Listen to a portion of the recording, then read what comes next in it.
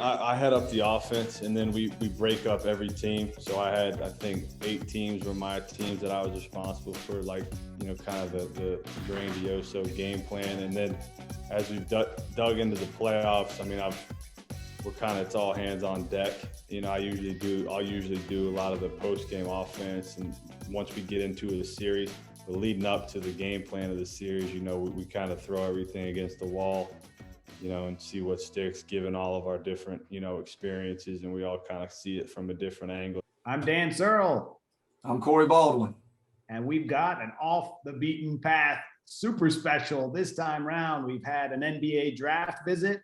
We've had a live from Hutch visit, and this is an NBA Finals preview and insight special with Kevin Young, one of our OBP alums. Coach Kevin Young, welcome. Thanks, guys. Thanks for having me back on. All right. So last time we met with you, you were starting your, another season with the Sixers. Fast forward, you're in the bubble. Fast forward, now you're with the Phoenix Suns. Take over.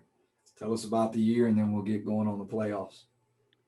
Yeah, so coaching change was made in Philly. I was able to link back up with Monty Williams, who I worked with in Philly.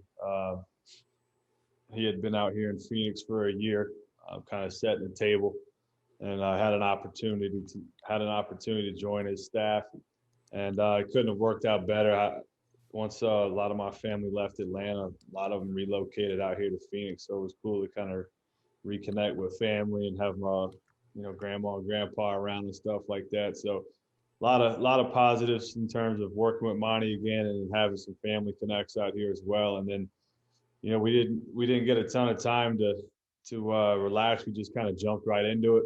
Workouts were kind of going on as I got out here, and things went pretty quickly from there. And it's been a whirlwind of a season. I think anyone that's been in the NBA this year would tell you that, just given the condensed schedule. Like the COVID protocols and testing have been quite taxing, to be honest with you.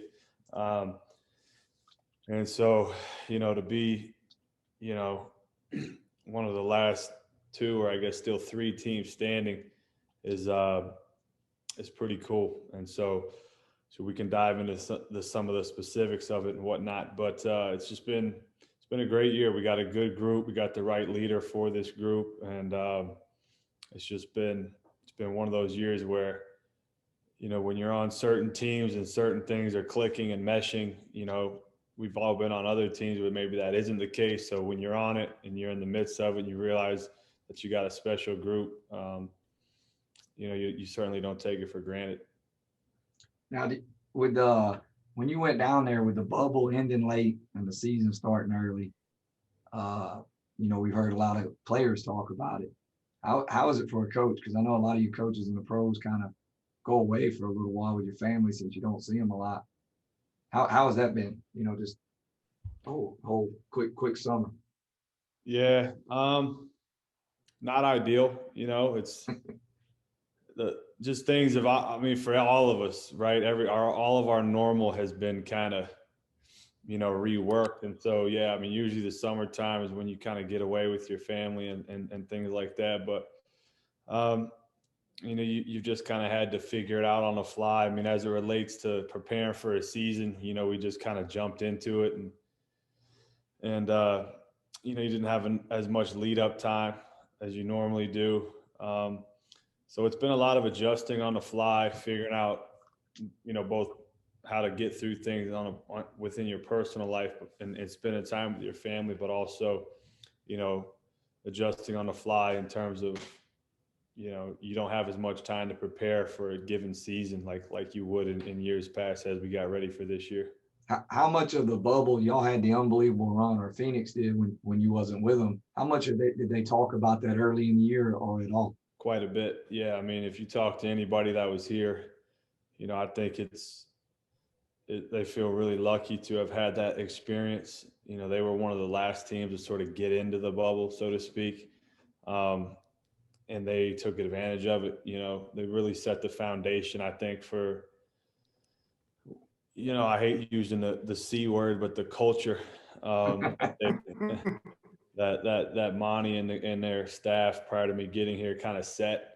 You know, a lot of stories in terms of how much they would always be going back to the gyms at night in the bubble, and how much that brought the guys together. And you could tell, like when I got here, you could tell that the group was really close. And the more I've been around and learned about what they did in the bubble, it was clearly very beneficial. And then, you know, they were able to kind of parlay that into, you know, winning on the court down there, and then that kind of some confidence.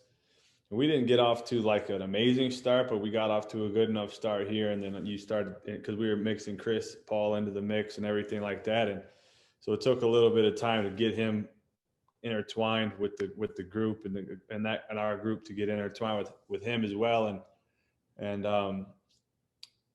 you know, it took a minute, but then once we got going, we started really rolling. And you could, even still now, like you can see how impactful. Like even on the plane ride home from LA, you know, Monty and James Jones and Willie Green, the guys that were here last year, were talking about, you know, just how valuable that experience in the bubble was for this group.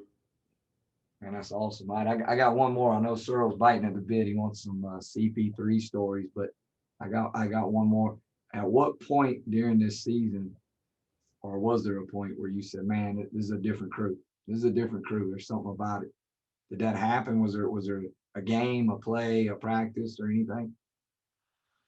I mean, we had a trip out east where we played Milwaukee, Philly. Who else was on that trip? There was the Knicks and Boston, all like, Wow. you know, 4 Tough games. trip. Yeah, it was a tough trip. We went 3-4 on the trip against some really high quality opponents, and you know, at that point we had kind of climbed the rankings in our own right, and you know, I remember my wife actually asking me, like, you know, babe, like how good is our team? Like, how do you think we can actually win the whole thing? And I was, you know, when we kind of played that trip, and we just went through this stretch of the season where we had a lot of tough, and even coming back off that trip, we played, you know, the Jazz and the Clippers back to back off that trip, and we beat the Jazz at home. So it was during that kind of final stretch run of the regular season where we were playing some really high quality opponents and playing well, where, you know, and a lot of those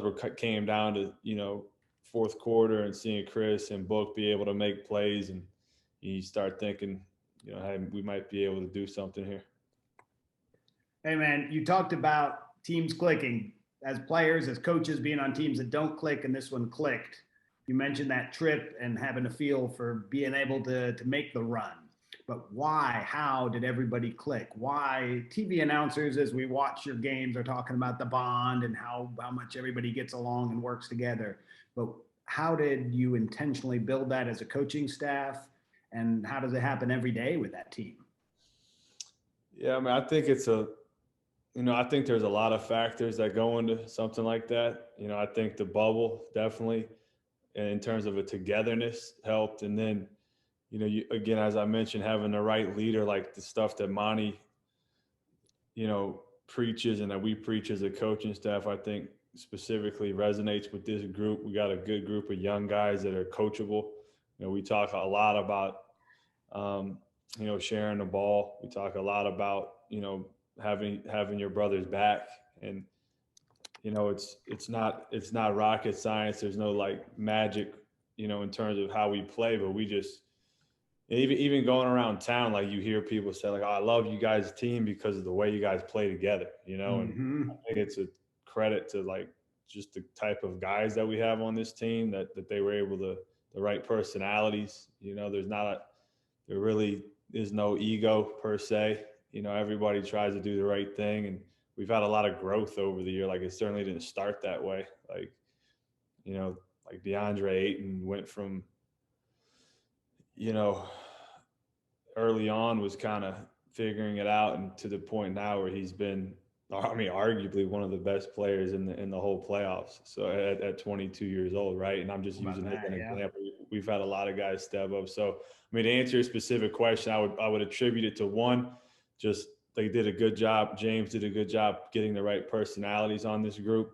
Monty's done a tremendous job of leading the group. You know, our everyday messaging, and then lastly, like just the leadership of Chris Paul and his him and Book both echoing like our messaging. Like as we talked to the guys, it was funny. Like we were going into halftime of that last game, and I could hear Book saying something to Da about and what he was saying was literally like verbatim stuff that like the coaches say on a daily basis, and like he was getting on them in a good way about like we got to do this, and you would have thought it was like a coach saying it. So that was really cool. So just I think a lot of factors go into that formula, but here we are. All those pieces falling together. You got to love it. And you see Coach Baldwin grinning in his Zoom box over there, just having that same feeling when your players are the ones echoing the messaging and everybody's on the same page. Hey, but it's not over yet. Tell us how special is CP3, Chris Paul, as a player, as a leader, as a coach on the floor. And, we've heard the stuff of him getting on DA and helping his growth. Yeah, I mean, it's just a lot of things with him. One, he's a student of the game. I mean, the guy just watches games all the time, and just you can tell by the way he reads things, what he picks up on, what he's talking to the coaches about, and then how he's able to articulate that to the guys. I think at first that was a feeling out process for some of the guys, having somebody who's I don't want to like that vocal is what I was going to say. And I don't mean that in a negative way, just constant feedback throughout the game where you're not just playing, you're actually having like a dialogue as you're playing. And I think that took some getting used to, but for some of the guys, but he's got a great feel in terms of how to manage a game as well. Just little nuances and just little things that maybe seem simple, but he's just able to, help us get things that we would want to get done as coaches out there on the floor. So he's been awesome. I mean, for me personally, I've told this story before to other people, but just from a little personal tie-in, like when Corey was coaching me at Clayton State, his brother CJ Paul was in our league, right? He played at Spartanburg at USC Upstate, and so it's funny. Like I obviously knew that I played against CJ, his brother, and I didn't run up to Chris straight away and tell him that we were actually in Detroit for I think it was an early regular season game. We had shoot around at this little sweatbox gym of some D2 school up there outside of Detroit. And anyways, it looked exactly like USC Upstate's gym.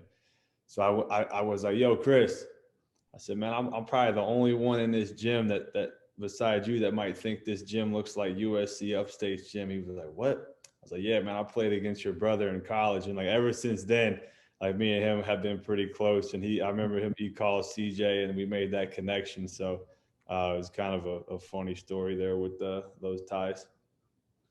Well, we'll speak a little on that. You got on your team, you've got the tie with CP3's brother, but also you have a Georgia Juco tie. Yeah. With Crowder. Has there been any stories on that? Americus and Cochran and all that fun. You got to bring the off the beaten path into the NBA finals here. And we're Georgia Jukes and USC Upstate. I love it.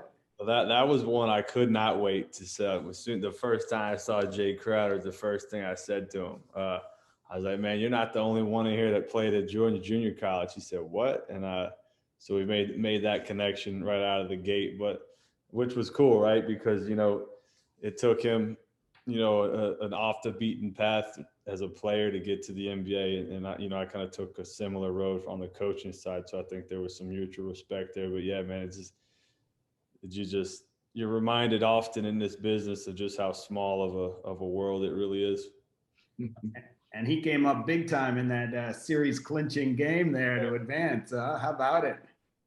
Yeah, he played well. I mean, he's been awesome all year, honestly, just he's extremely smart on the defensive end. He knows exactly what we're trying to accomplish.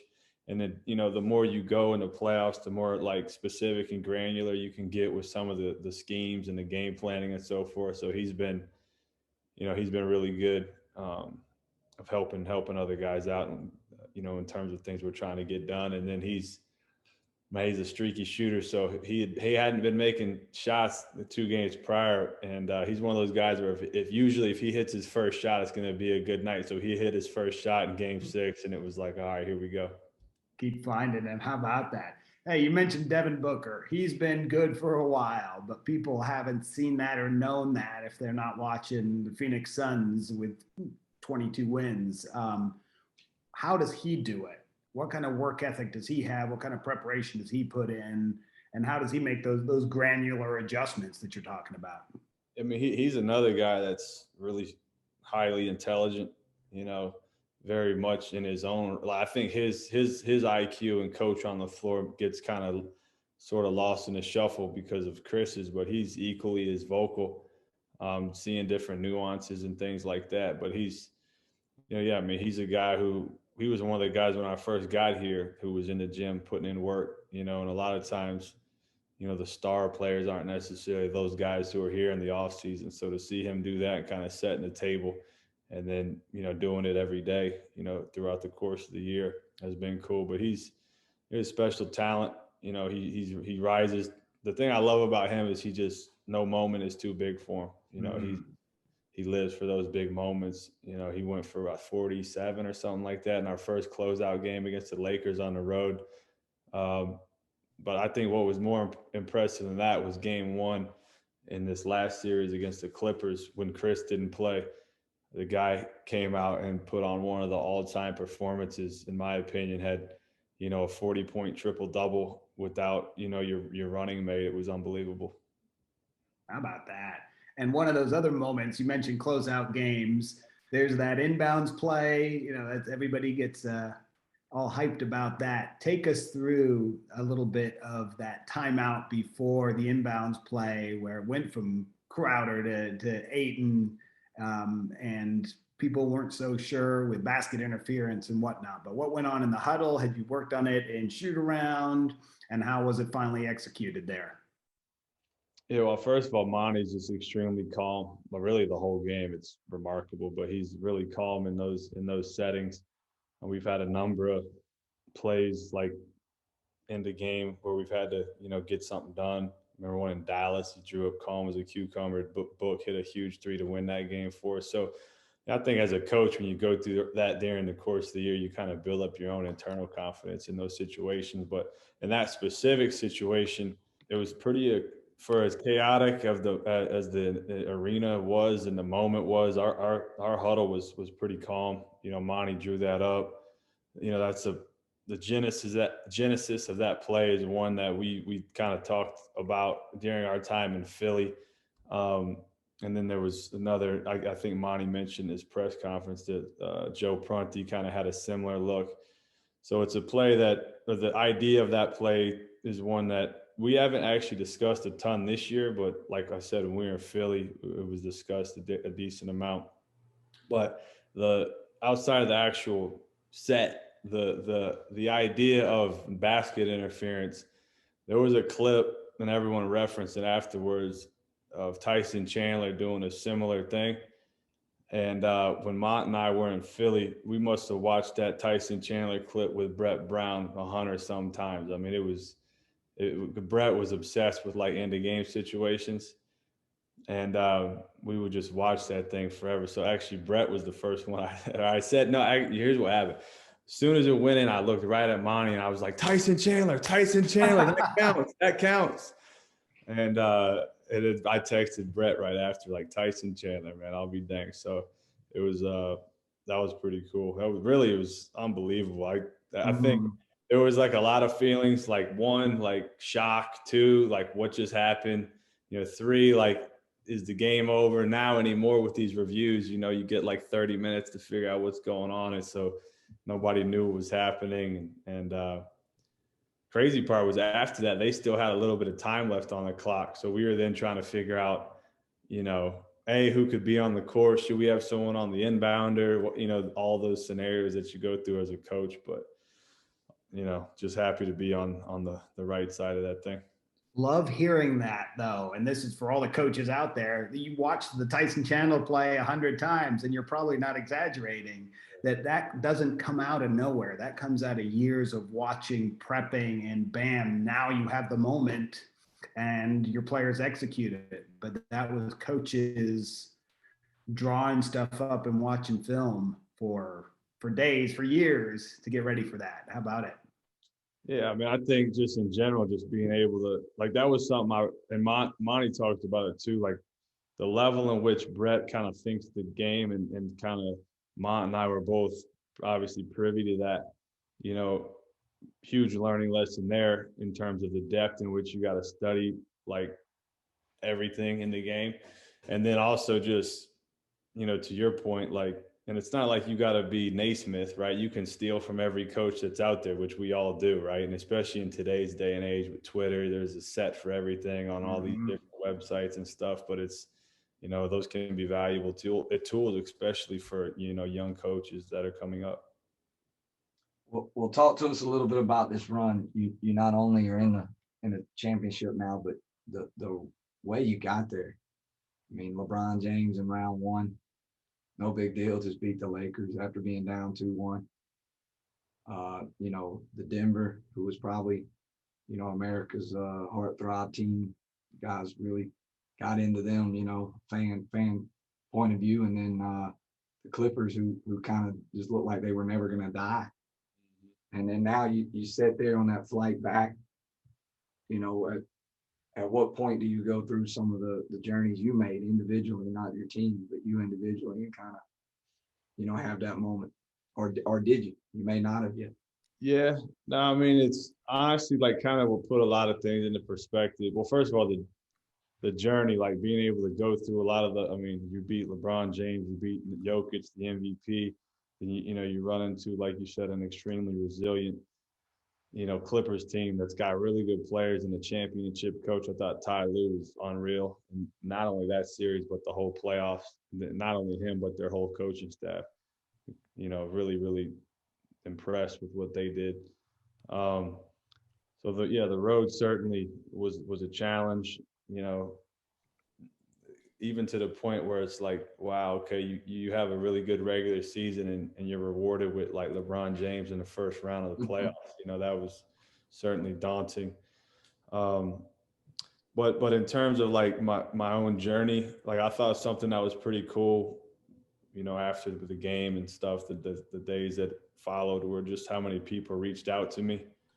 You know, a lot of people, you know, who I've known for years and kind of, you know, we documented it before on my previous time on the podcast, but I have such a, I guess, random slash weird slash kind of unconventional road to where I'm at now. I was able to think back on, you know, many of those times, like working in call centers in the morning and going and volunteering at coaching jobs at night to, like, you know, and I did that for a number of years actually. So, you know, that was pretty cool just to sit back and think about it for a minute. But, you know, you don't, you know, now that I'm in it though, it's like I don't really think about that stuff too much. You know, you just worrying about the next tape you got to watch, the next opponent to scout, and like how we're going to go beat the next team. And so but you know, that flight back was one where you had a lot of emotion and a lot of things going through your mind. And then I'd say the last thing on that is, as you guys know, I come from a big family and we're all really close. And that's one of the cool things about being out here, being able to share a lot of these moments with, you know, my family. My wife's been through the ringer. Like today's actually our 10-year anniversary. And just all the stuff she's been put through, like dragging her all over the country, making no money on some of these D-League jobs and having kids along the way and not being home for this, that, and the other celebration. And so, you know, being able to like share in that with them has been really cool. You know, on top of, you know, looking at that Western Conference trophy on the flight back. That's awesome, man. Hey, so for our off the beaten path viewers and listeners, all 7 of you, Kevin Young and his brother Justin were the first official guests that we had. So go back and watch that. 1 year ago, I think, is when that one came out.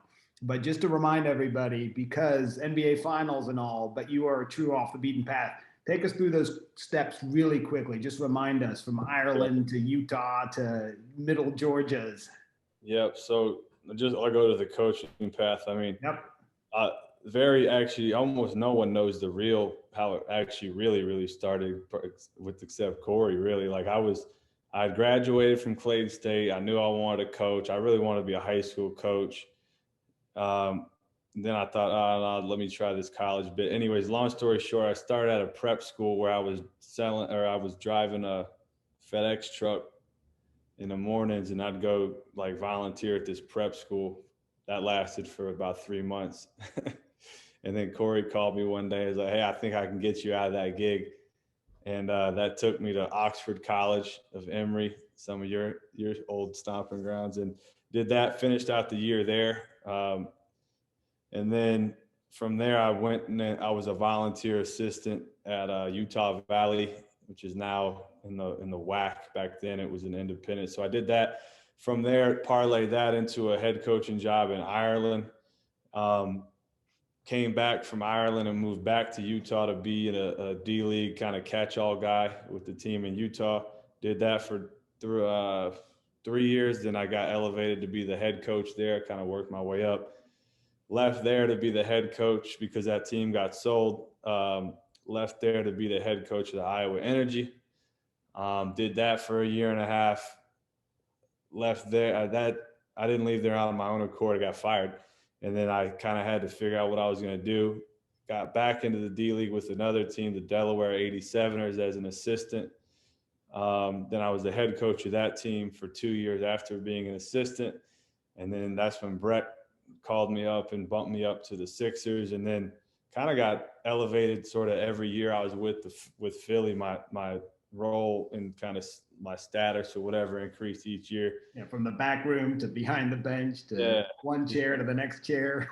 Yep. And then when Brett got let go, like I was fortunate enough to interview for the head coaching job of the Sixers, which was a good opportunity for me to just even go through that process. And then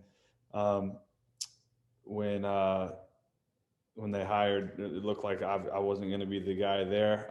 Was able to get this opportunity in Phoenix with Monty Williams, and here we are, all those years later, sitting ready to getting ready for a championship final series. It's crazy.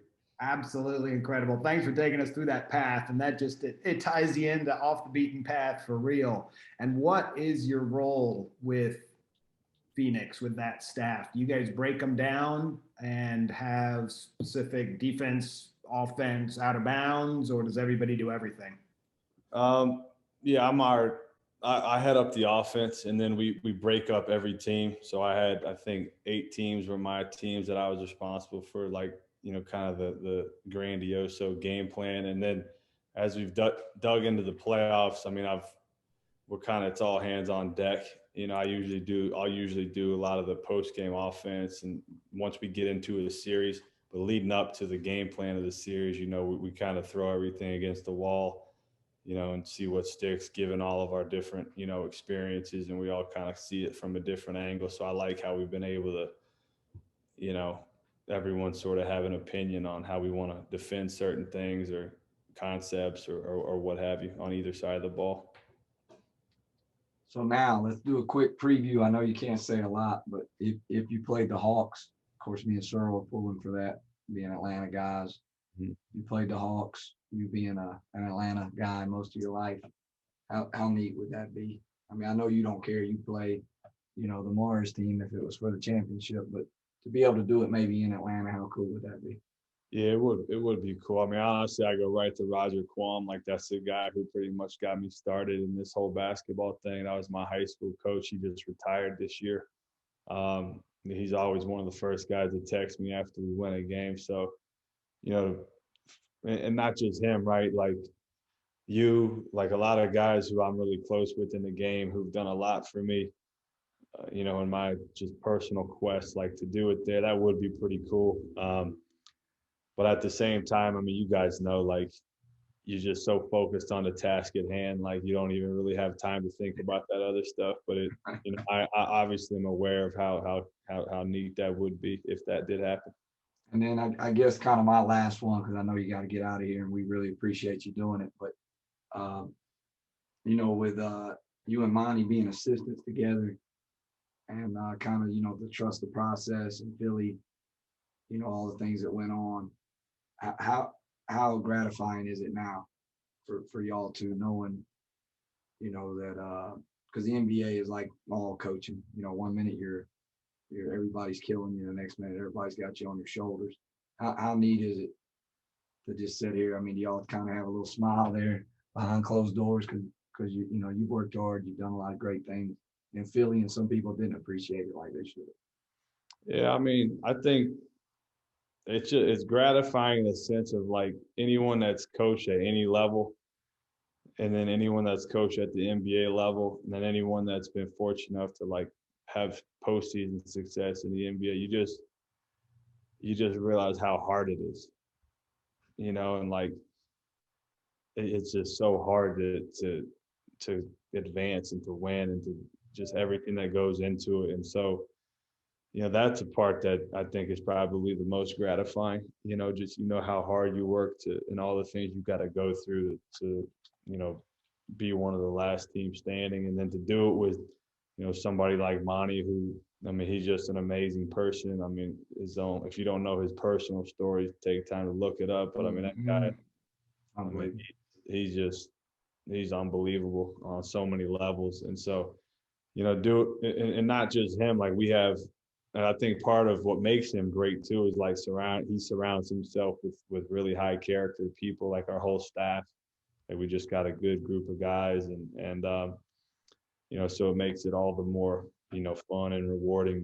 Some days like you just wake up and, even as we were going through this run in the playoffs, you're like, man, you just think about, okay, well, we're 1 win away from getting to the next round. We're 1 win away from getting to the finals. And like, you just wake up and here you are. So that part's like starting to wear off. And now it's kind of getting into like sinking our teeth into all the specifics of who we may play and how we can finish the job. You got to grind it out. NBA Finals, Kevin Young from Atlanta, Clayton State, all the way to the top. Listen, you mentioned it already. We're going to give you that minute here because we'll keep shouting you out and loving you and cheering for you. But you mentioned your wife, and today, as we tape this, Bucks and Hawks are still battling it out. You guys have advanced, but it's your 10-year anniversary. What do you have for her and other people in your life?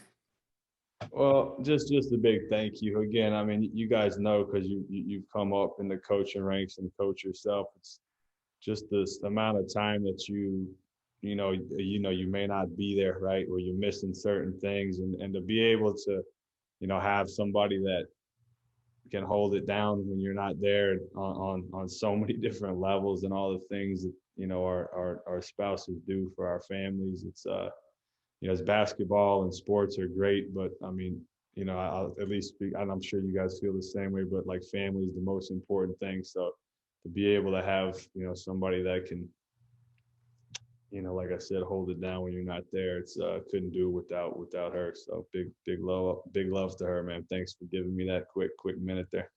You got it. Happy anniversary to the Youngs. You guys enjoy it and then get back right back to work, huh? Yeah, no question. All right, Corey, any final thoughts from you or questions here as we wrap it up and let Kevin go? He's coaching in the finals for all of us, man. It's like we all made it from Carlos Head all the way through any of the Clayco guys. And then, I'm sure the Sprayberry family, even Travis Tritt is feeling that way. And then, you got the whole country of Ireland probably rocking and rolling, and Utah Valley. And I mean, just you're carrying a lot of folks, and we love the way you're representing us. And, man, we're pulling for you hard, and you've already won in our books. No, I appreciate it, guys, and we'll see who takes down the East and see where we're going to end up here with who we may play, but it'll be fun nonetheless. And just the last thing I'll say is just a thank you to everybody who's reached out to me, via text and stuff. It's been pretty cool to have so many old teammates or people I've worked with or come across cross paths with reach out. So appreciate that. Hey, and one last thing, you did all this despite Stephen Cox being your roommate. Is there anything you would like to end with that before we get out of here? Yeah, man, that's my absolute guy.